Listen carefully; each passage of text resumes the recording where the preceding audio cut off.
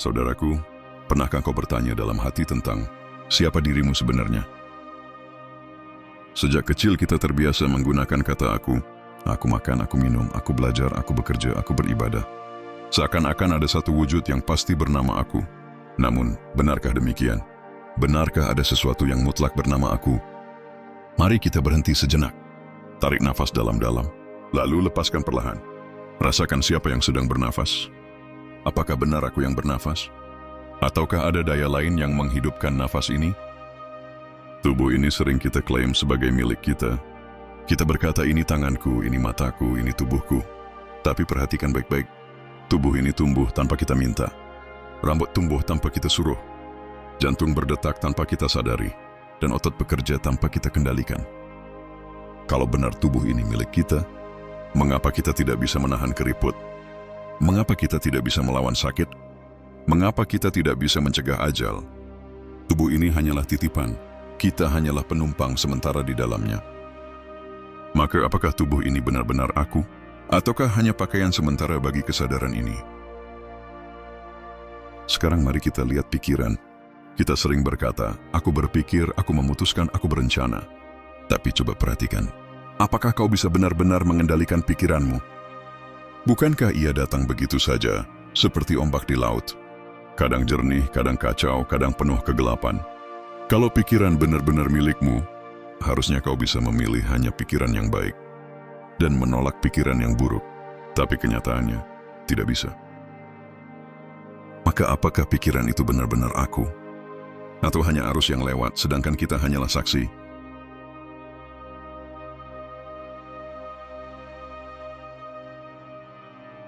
Lalu bagaimana dengan perasaan?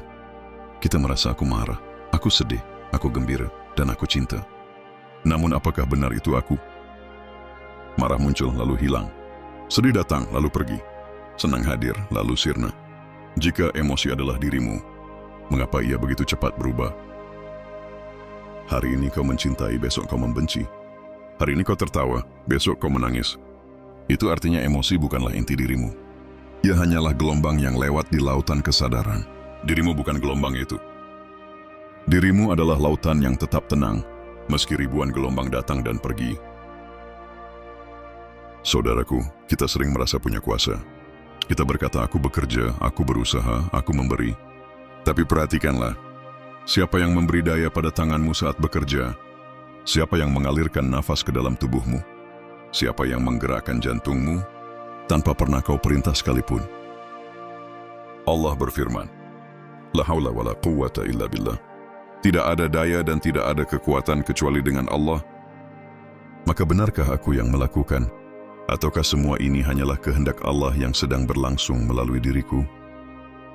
Jika semua daya adalah miliknya, apa gunanya kata aku? Bayangkan sebuah cermin besar, di depannya lewat ratusan wajah. Kadang wajah yang cantik, kadang wajah yang buruk. Kadang senyum, kadang marah. Tapi apakah cermin itu ikut berubah? Tidak.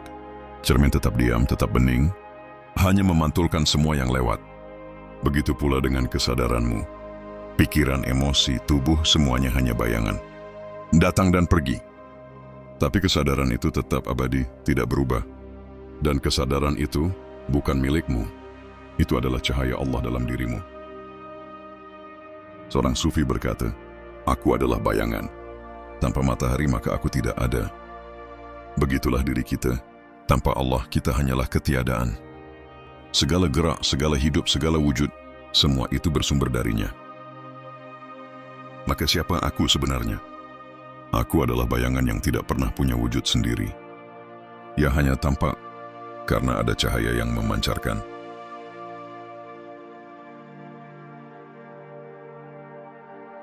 Bahkan dalam ibadah pun aku sering muncul. Kita berkata aku sholat, aku puasa, aku berzakat, dan aku berzikir. Lalu diam-diam hati kita merasa, aku sudah taat, aku sudah suci, dan aku lebih baik dari orang lain. Tapi bukankah itu hanyalah kesombongan yang halus? Padahal, bukankah Allah yang memberi kita kekuatan untuk berdiri, lidah untuk berzikir, dan hati untuk beriman? Kalau semua itu dari Allah, lalu apa yang tersisa dari kata aku? Tidak ada. Semua hanya miliknya. Disinilah rahasia besar terbuka. bahwa sesungguhnya aku tidak pernah ada. Tubuh ini hanya titipan. Pikiran ini hanya lintasan. Emosi ini hanya gelombang. Dan setiap gerak hanyalah Allah yang menggerakkan. Aku bukan siapa-siapa. Aku hanyalah bayangan. Aku hanyalah kosong. Dan yang ada hanyalah Allah. Saudaraku, setelah kita menyadari bahwa tubuh, pikiran, dan emosi bukanlah aku, maka muncul pertanyaan besar. Bagaimana kita berjalan dari ilusi menuju kenyataan? Bagaimana kita beralih dari bayangan menuju cahaya? Setiap agama dan setiap jalan spiritual selalu memberi kita syariat, aturan, hukum, dan tata cara beribadah. Dalam Islam ada solat, puasa, zakat, haji. Dalam agama lain pun ada doa, ritual, disiplin, dan aturan moral. Semua itu adalah pintu untuk membawa manusia dari kebiasaan hidup hewani menuju kesadaran ilahi. Tapi pintu bukanlah rumah. Syariat bukanlah tujuan akhir. Ia hanyalah jalan untuk membawamu ke dalam ruang yang lebih dalam, yaitu hakikat. Banyak orang berhenti pada bentuk. Mereka rajin sholat, tapi hatinya tidak hadir. Mereka berzikir, tapi lidahnya kering, tidak sampai ke jiwa. Mereka berpuasa, tapi hanya lapar dan haus yang dirasakan. Syariat tanpa hati hanyalah tubuh yang bergerak. Bagaikan burung yang sayapnya patah, tak akan pernah bisa terbang menuju Tuhan. Inilah mengapa para sufi berkata, jangan tertipu oleh gerak tubuhmu, karena yang Allah lihat adalah hatimu. Kalau ibadah hanya menambah rasa aku rajin, aku taat, dan aku suci, maka justru ibadahmu akan membuatmu semakin jauh dari Allah, karena ego yang masih berkuasa di dalam dirimu.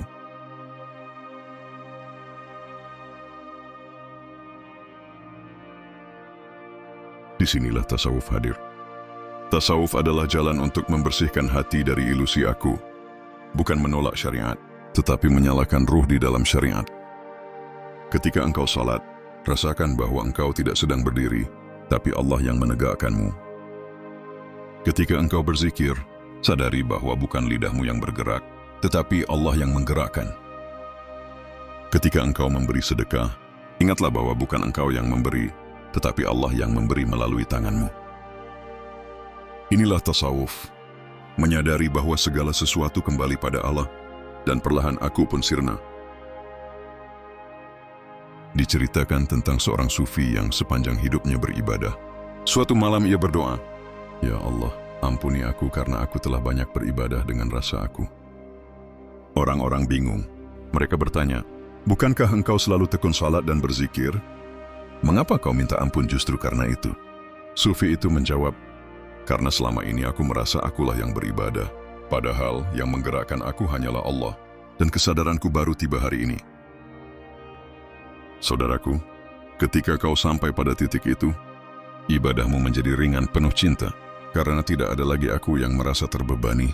Yang ada hanyalah Allah, dan engkau hanyalah cermin yang memantulkan cahayanya.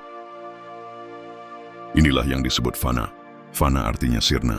Sirnanya rasa aku dalam diri. Yang tersisa hanyalah Allah. Fana bukan berarti kau hilang secara jasmani. Kau tetap makan, tetap bekerja, tetap bersama keluarga. Tapi hatimu tidak lagi berkata, "Aku yang melakukan." Hati itu hanya berkata semua dari Allah. Perjalanan spiritual sejati adalah menuju fana, hilangnya aku. Dan saat itu terjadi, kau akan sadar. Aku tidak pernah ada. Sejak awal yang ada hanyalah Dia.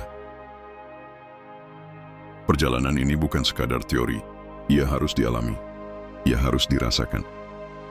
Maka renungkanlah, apakah ibadahmu masih penuh rasa aku? Apakah hatimu masih sibuk mengklaim?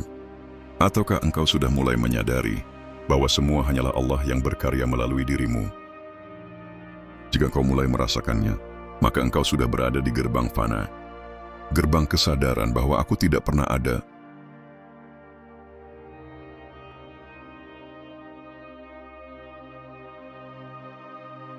Saudaraku, tahukah engkau apakah puncak perjalanan spiritual itu? Bukan sekadar menghafal doa, bukan sekadar menumpuk pahala, bukan sekadar dikenal sebagai orang alim.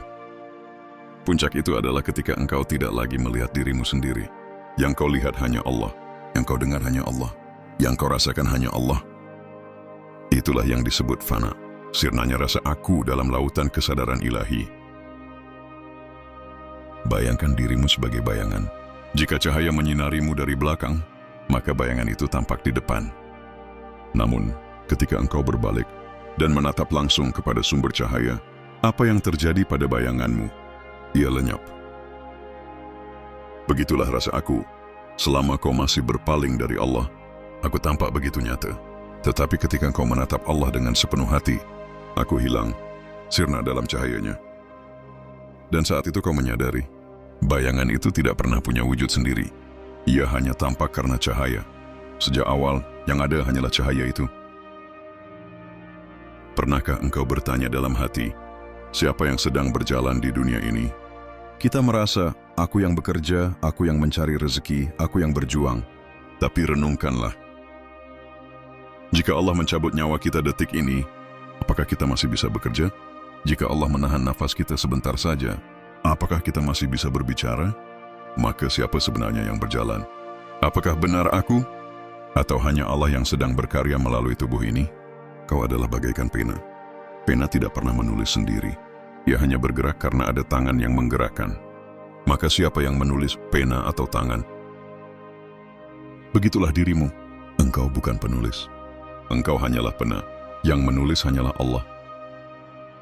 Disinilah musuh terbesar manusia terbongkar. Kesombongan halus. Bukan sombong karena harta.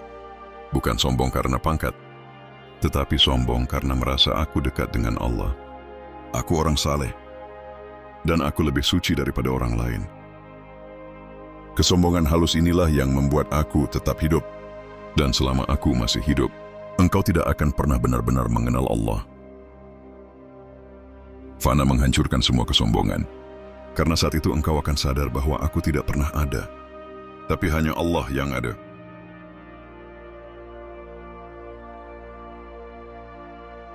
Bayangkan kau sedang larut dalam zikir. Lidahmu bergerak, tapi tiba-tiba engkau sadar. Bukan aku yang berzikir, tapi Allah yang sedang memuji dirinya melalui diriku. Air mata jatuh dan hatimu luluh. Karena ternyata selama ini kau hanya perantara. Semua ibadah, semua amal, semua kebaikan, bukan dari aku, semua darinya. Dan saat itu engkau merasa, aku hilang dan aku lenyap. Yang tersisa hanyalah Allah. Inilah fana. Pernahkah engkau melihat sungai yang bermuara ke laut?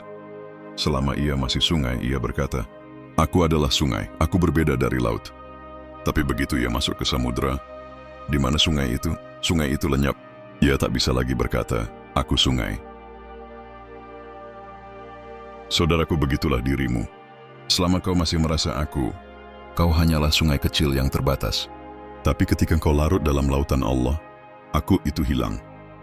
Yang tersisa hanyalah samudera tanpa batas. Dan sejak awal, kau bukan sungai. Kau hanyalah air. Air yang selalu milik lautan. Air yang tidak pernah punya wujud sendiri. Begitulah rahasia fana. Bahwa sejak awal, aku tidak pernah ada. Yang ada hanyalah Allah, samudera yang abadi. Ketika kesadaran ini hadir, kau tidak lagi takut miskin. Karena rezeki bukan dari aku. Kau tidak lagi takut gagal. Karena semua yang terjadi adalah kehendaknya. Kau tidak lagi sombong atas amal. Karena semua amal hanyalah Allah yang melakukannya. Dan saat itulah hatimu damai. Karena kau telah pulang. Pulang pada kesadaran tertinggi bahwa aku tidak pernah ada. Hanya Allah yang ada, dari awal hingga akhir. Fana bukan akhir perjalanan. Fana adalah pintu menuju baqa. Setelah aku sirna, muncullah kesadaran baru. Hidup bukan lagi milik aku. Hidup ini milik Allah sepenuhnya. Dan saat itu kau mulai menjalani hidup dengan cara yang berbeda. Kau tetap makan, bekerja, tertawa, dan menangis. Tetapi semua itu bukan lagi tentang aku. Semua itu adalah tentang Allah.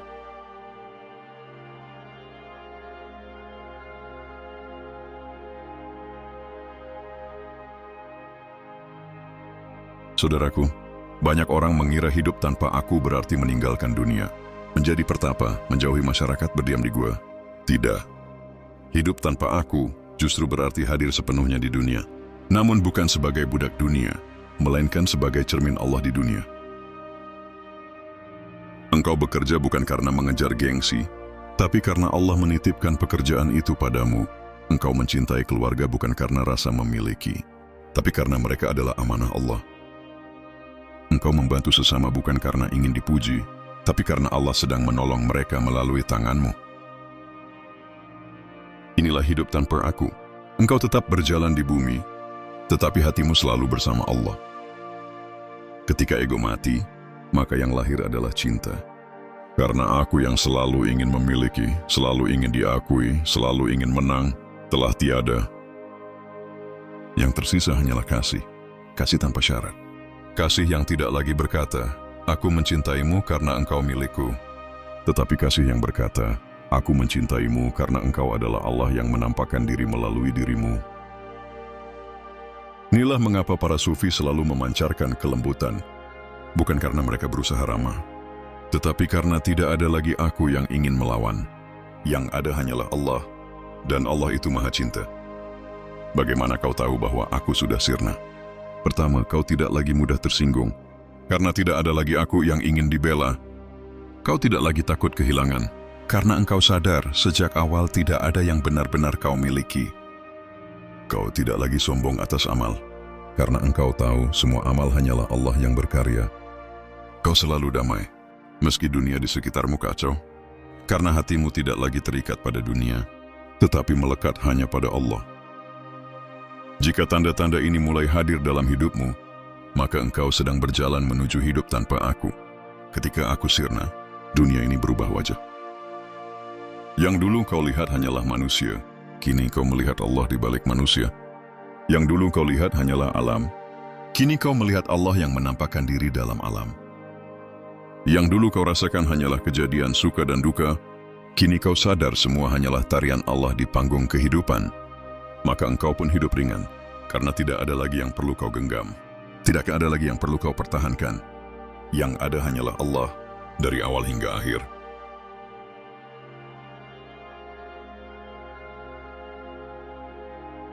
Engkau kini hidup sebagai cermin.